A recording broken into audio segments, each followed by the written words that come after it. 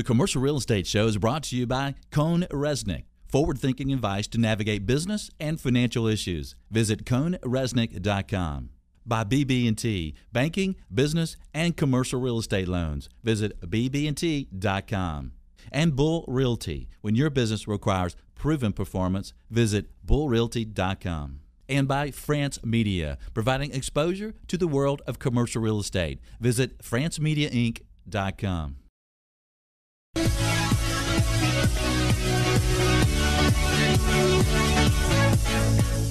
Well, welcome back. I'm Michael Bull, and this is the Commercial Real Estate Show. How would you like to attract visitors to your website to see the Commercial Real Estate Show videos and hear the podcast? Well, you can now download a free widget allowing your site visitors to access show videos and audio podcasts right on your website. Just visit commercialrealestateshow.com. Look for the widget on the home page. You see how it works and easily download it to your site. And after you load it, it works automatically. Well, today we're exploring the tax changes of 2013 and how they may affect commercial real estate. Please welcome my guest, Mitch Roschelle, partner, U.S. Real Estate Advisory Practice, PwC, and Timothy Trifilo, tax partner, also with PwC. As a member of the PwC network of firms in 158 countries with more than 180,000 people, PwC helps organizations and individuals create value by delivering quality insurance, tax, and advisory services. Mitch, Tim, thanks for joining us, guys. Thanks, Michael. Thank you for having us. Guys, I'd like to ask you first, and Tim, if you could start, is there a particular part of the Fiscal Cliff Tax Act that, in your view, will have the most significant impact on the real estate industry? Yeah, there is. I believe the overall increase in rates is the most significant piece of this as it relates to individuals, and bringing the top rate up to 39.6 together with the incremental 3.8% Medicare tax, which was part of the Obamacare, brings the overall rates on passive income in general, things like dividend interest, capital gains, rents, up to a significant rate in comparison. Also, the capital gains rates themselves going up from 15 to 20%. Those types of incremental rate changes are the things I think may impact the industry the most. And how do you think that will really impact real estate? Do you think we'll see less volume of transactions? What do you expect to see? It's hard to say how it will affect the volume of transactions. What I think it may have a more direct impact in the short run, at least, would be the pricing impact, in the sense that if someone may be asking for more than they might have otherwise to cover the incremental tax, or in other words, if the price was originally going to be X, it would be X plus 5, X plus 10%. Otherwise, volume, getting to your point on volume, if someone can't find that price, or they just don't want to pay the tax, if they don't think they can get incremental value through the price, they may defer sales altogether. So in that way, the volume may be reduced. Yeah, that's interesting. We just had that happen with a sale that we were trying to close at the end of December, about a $16 million office building, and it didn't happen. And then all of a sudden the seller's, all right, well, we got to get more for the property now. Yeah, that's exactly the point. And you know, the question is, will they be able to get more, or will they have to wait to sell, or will they have to go into some other tax-deferred type transaction to get the amount of value they want now? Right. In this case, they did get more, and it's under contract and preparing to close. So you think that we'll see more 1031 exchanges this year moving forward? I think you're definitely going to see those be contemplated more than you would otherwise. You know, the question is of margin, and Mitch probably will touch on that later. But, you know, how much will this have an impact is the question, and is the pricing going to go dramatically different or not? And then like-kind exchange is something we always consider, but there's some complications within the partnership context of getting those done. But I certainly would think that people on the going out would look to reduce the tax, given that the rates are higher now. Okay, well, let's look at some of the positive sides as well. Are there any aspects of the act that you think are favorable to the real estate industry? Yeah, in this way, there were many extenders that were pushed out, and those were, in my view, more related to stimulus in the sense of business improvements, things like bonus depreciation, straight lining of leasehold improvements under 15 years versus 39 years. here again, this is the impact would be someone would be more likely to rehab a building using these tax benefits than they may otherwise be, and then the carry-on effect on supplies and materials and appliances and all those types of things that would be stimulators for the economy in general, but also positives for those in the industry looking to increase the value of their investments. Okay. All right, we're going to take a short break here, and when we get back, we'll have more of the effects on the tax changes on the commercial real estate industry with our friends from PwC. I'm Michael Bull. This is the Commercial Real Estate Show. We'll be right back.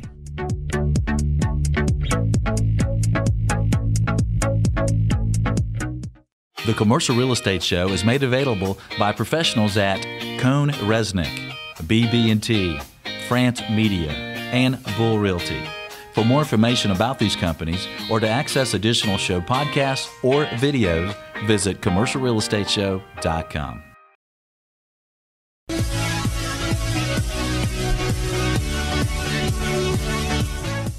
Welcome back. I'm Michael Bull. This is the Commercial Real Estate Show. We have some very interesting shows coming up for you, including a show on mixed-use developments, a show featuring updates and forecasts on the single-tenant net lease market, and a show sharing strategies on investing in the distressed market. Be sure to catch shows of special interest to you. Sign up for a once-a-week email announcing the show topic at commercialrealestateshow.com. Today, we're exploring the tax changes of 2013 and how they may affect commercial real estate moving forward. My guests are Mitch, Roschelle, and Tim Trifilo with PwC. And I'd like to ask you about the fund management side of the business. Are there any issues there with the tax changes that we have? Yeah, this is Tim, and I would say that there are a few structural changes we may see coming, and these relate to the fees that are paid, management fees, in an already sensitive and competitive environment as it relates to fees. Certain investors, when they get these fees passed through to them on their K-1s, these fees end up being deducted on their tax returns as miscellaneous itemized deductions. Not in all cases, but at least some portion, and it could be a large portion. The itemized deduction phase out is back in place, and that could have an impact on the amount of those deductions ultimately being taken by the investors in the funds. More importantly, the Medicare tax, the 3.8% tax that's in place now, has an effect on REITs, and REITs are used in the fund business many times for structural and other planning purposes, and the dividend income that comes out of these REITs would be subject to this additional 3.8% tax, whereby if a real estate professional, which meets the definition of real estate professional per the Internal Revenue Code, maybe avoid this 3.8% incremental tax if they were an investor in a partnership that would be, say, below the REIT. So you may see some structural changes where key individuals within fund managers would be looking to move their participation from above the REIT, say, for example, to below the REIT, or to a more pass-through environment where they could avoid not only this incremental 3.8% tax, but also may be able to do better on the management fee issue. Okay, well, that's interesting. A lot of changes out there. And Mitch, what is the general reaction from the commercial real estate world about all these tax changes? What are you hearing?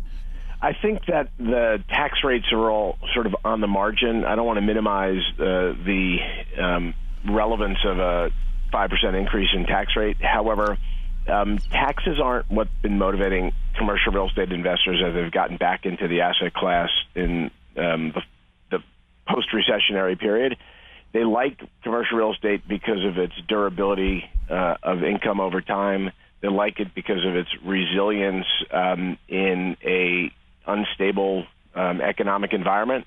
And I don't think they're going to run away from it because the tax on those earnings is higher, because any income-producing asset's going to have the same adverse tax consequence without the volatility that real estate is less volatile than perhaps stocks and bonds can be over time. So we're still bullish on commercial real estate, and I think there was a little bit of a pause towards the end of the year regarding the uncertainty and how the tax law might change and how the fiscal cliff might be addressed.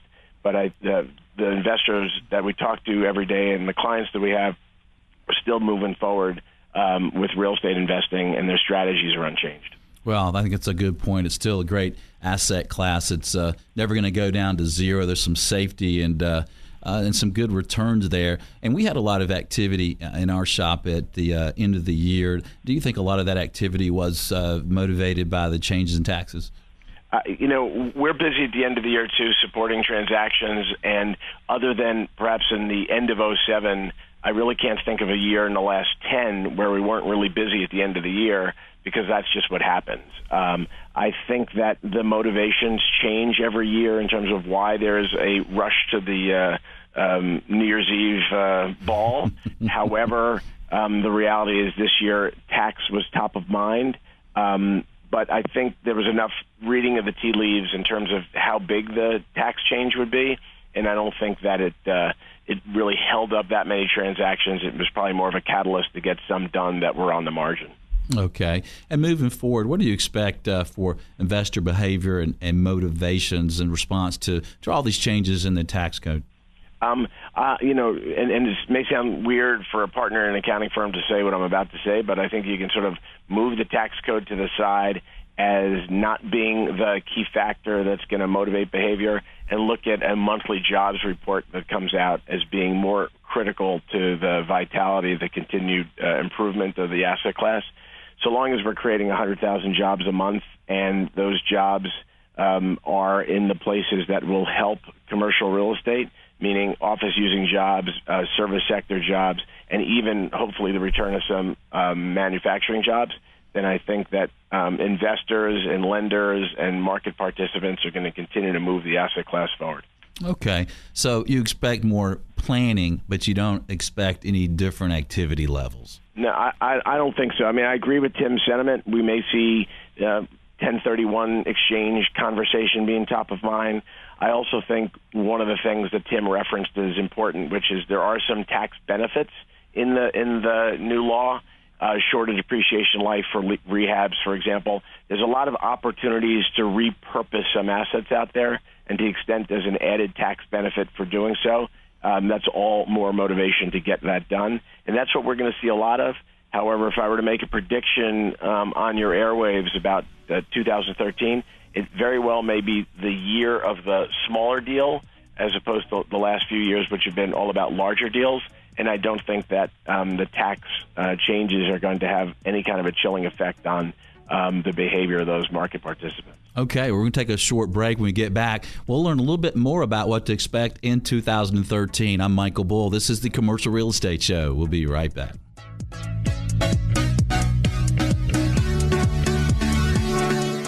The Commercial Real Estate Show is made available by professionals at Cohn Resnick, BB&T, France Media, and Bull Realty. For more information about these companies or to access additional show podcasts or videos, visit commercialrealestateshow.com.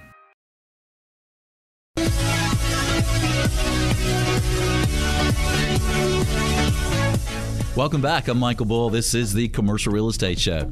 Today we're exploring the tax changes of 2013 and how they may affect commercial real estate with Mitch, Roschelle, and Timothy Trifilo with PwC. And guys, I'd like to ask you about what should we be watching moving forward in 2013? What might change? What should we be on the lookout for? From a tax standpoint, I would say the things that have been on the agenda, there's still uncertainty as to whether change is coming and when on some of these, but things like repealing FIRPTA or some reaction to a notice that was issued in 2007 that affected private REITs and inbound capital. The increase in tax or a change in tax as it relates to carried interest, that's been a hot topic on and off. And I think part of the question there is when is there going to be significant carried interest where an incremental tax would be a substantial revenue raiser. And it's more of a market phenomenon as much as it is a tax phenomenon. And then some other things that we've seen recently coming through on repair regulations. This is both, I think, an administrative burden and could be an issue, but also presents some opportunities regarding capital expenditures and deductibility. Then we've got the international things around FATCA and how that all rolls out, and that's disclosure around withholding related to foreign investors and non-U.S. structures. And the other pieces would just be other audit activity that we're seeing a significant increase in IRS audit activity around partnerships and pass-throughs, which is traditionally not an area that got a lot of focus, and also debt and equity type structures for inbound planning. So those are the things that are on my mind from a tax standpoint and we'll be keeping up with. Okay. And Mitch, what is your advice for investors in the commercial real estate world related to all these tax changes?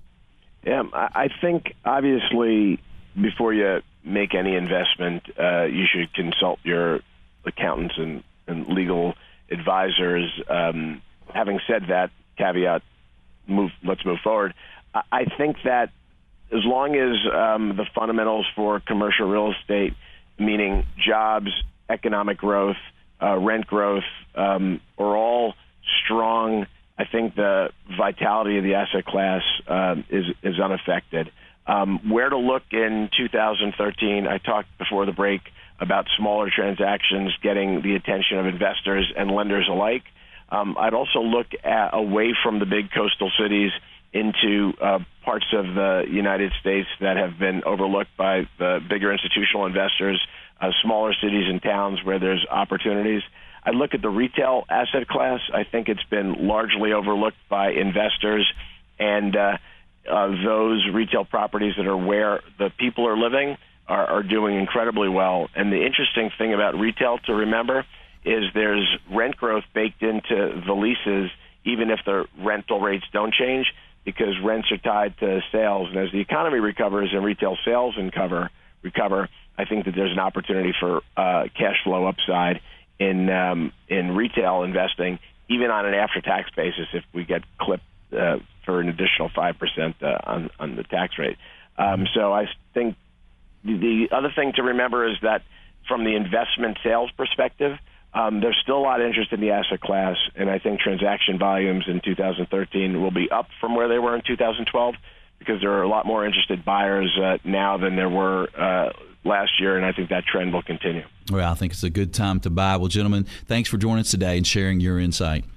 Always nice to be heard on your airwaves, Michael. All right. Thank you for the opportunity. If you'd like more information from Mitch, Tim, and PwC, visit pwc.com. You're invited to join us next week. We'll get the latest on mixed-use development with some of the top developers in the country. Thanks for joining us today. I'm Michael Bull. Until next week, be sure that you always lead, learn, and laugh, and join us for the Commercial Real Estate Show.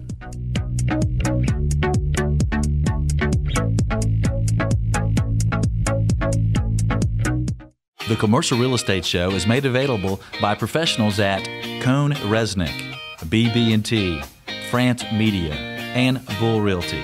For more information about these companies or to access additional show podcasts or videos, visit commercialrealestateshow.com.